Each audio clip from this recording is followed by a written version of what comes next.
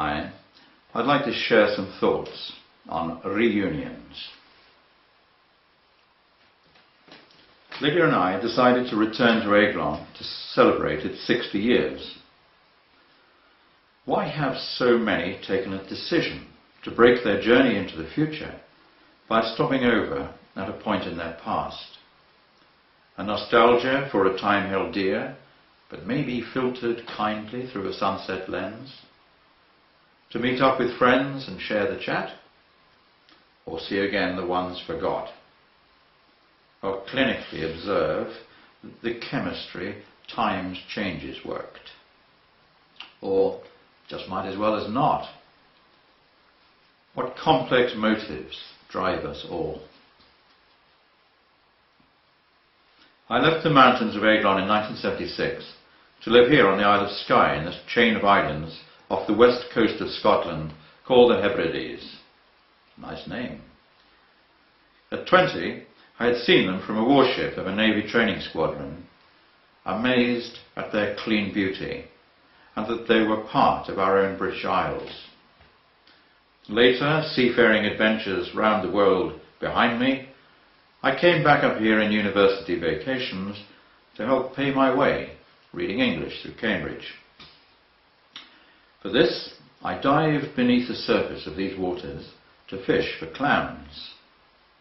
Like flying in dreams, to pass into this other world of crackling barnacles, green swirling mysteries, and things that make you jump. Like walking on the moon, up there in space perhaps. From outwards around the world, to down and deep within. Maybe a metaphor for all our lives. We travel outwards in expectation till time suggests we look within. And part of looking in is looking back. Awareness of our roots and acceptance of all that's made us what we are. Hence perhaps our fascination with reunions. Last year I travelled south to Dartmouth, where 50 years before, with 90 other teammates, we joined the Royal Navy with eager, willing hearts. Most of us were there. Cocktails thawed the frost of age and warmed the gammy legs. A recognition of the same young men we were when we were iron-bound in common cause and challenge. The flaming forge of shared experience.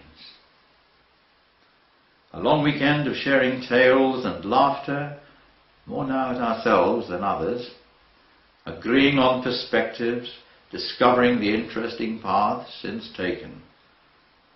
And at the chapel service, at the end, we thought, as we used to, of those in peril on the sea, and gave thanks now for friends departed, and for each and all around us, rejoined, and glad that we were there. And so I'm sure with Aiglon.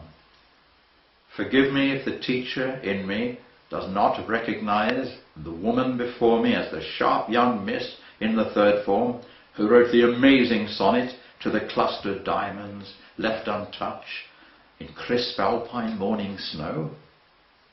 Or realize that this imposing man, father now of 4 and clearly most successful banker, is the same joker who ran the late night high stake poker sessions whilst his housemaster slept.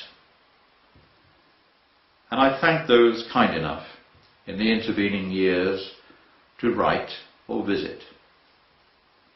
More than reward enough for one who simply shared a love of subject with younger fellow travellers.